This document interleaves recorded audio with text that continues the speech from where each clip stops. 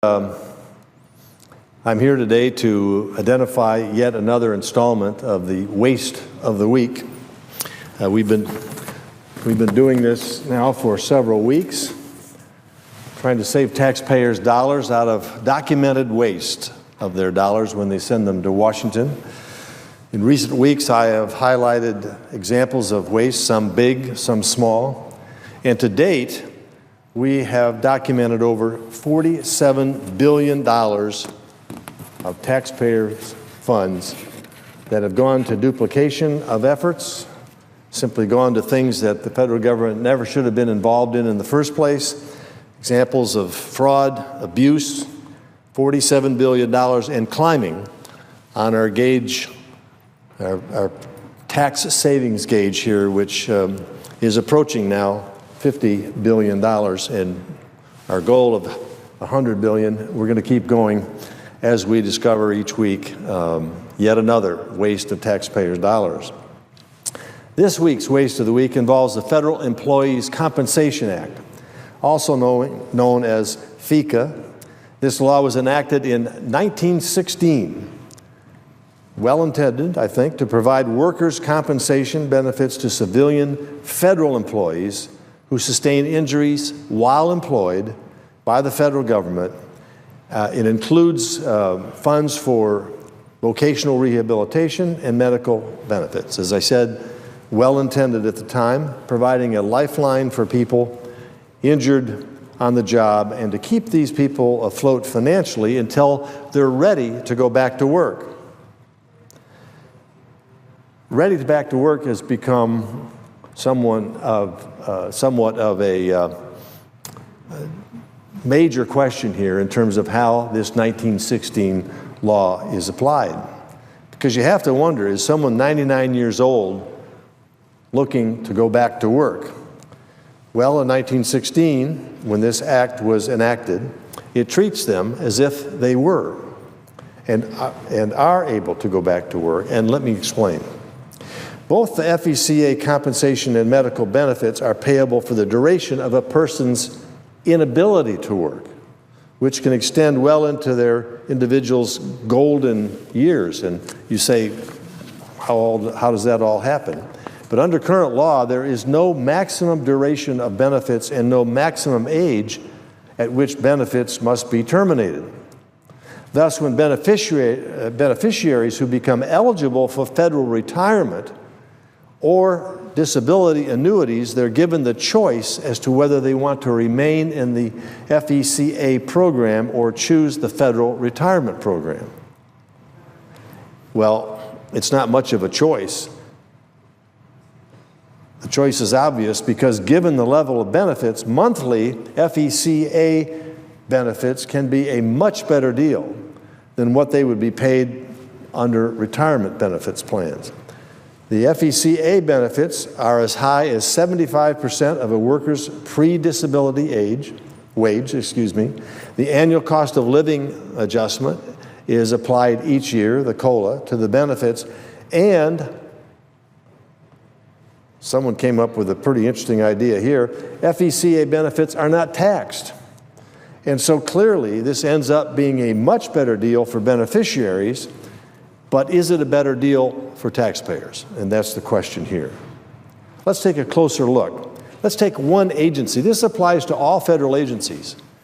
But let's take one agency. The Department of Labor reports that approximately 45,000 cases currently receive long-term disability benefits under FECA, and 15,000, or 1/3 of these cases, involve beneficiaries aged 66 or older. This comes from those who work for the U.S. Postal Service. Clearly, it's time, actually it's past time, to reconsider and make reforms to the FECA. At minimum, we should require workers, when they reach retirement age, to transition into the retirement plan, as all their peers have had to do, and not continue throughout their lifetime the much more generous benefits of FECA.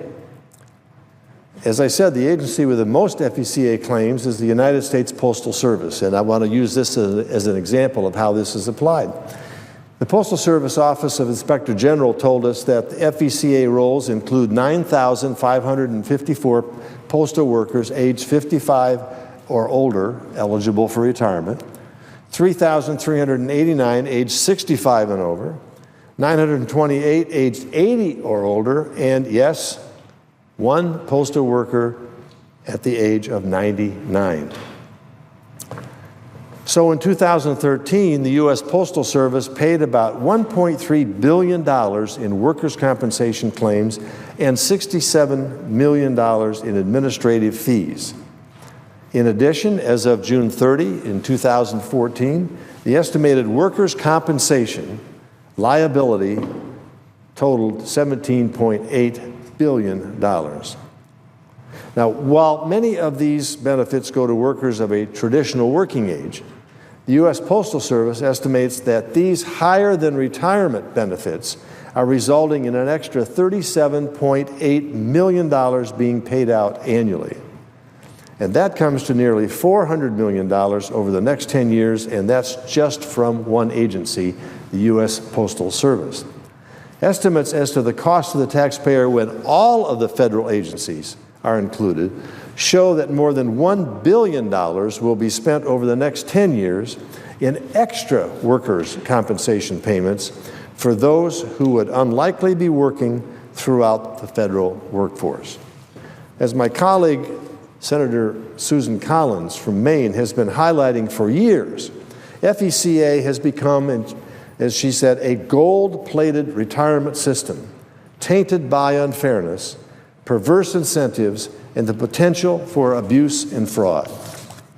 This program has become increasingly expensive and requires common sense reforms, reforms that many states have already implemented in their own workers' compensation programs. Remember, these programs are designed as a bridge to help injured workers until they're able to return back to work. That is the most important phrase here, return to work. This program was never intended to serve as a higher-paying alternative to the federal retirement system. And yet, under the law, it is used for that, and it's costing the taxpayer a significant amount of their tax dollars for unnecessary payments.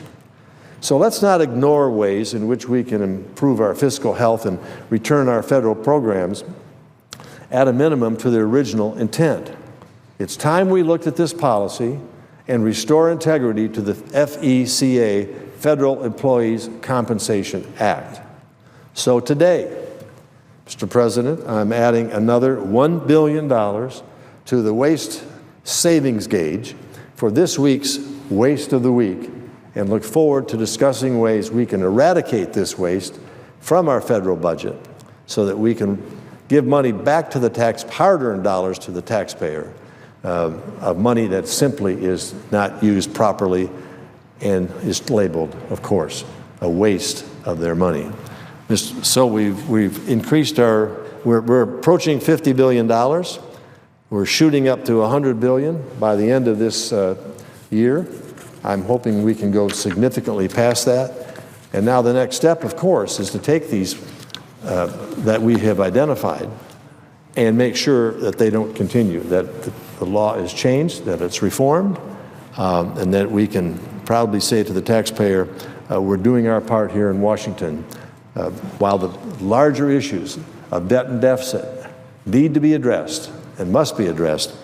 If we can't come to consensus on that, at least we can come to a consensus on eliminating these egregious abuses of taxpayers' dollars. Mr. President, with that, I yield.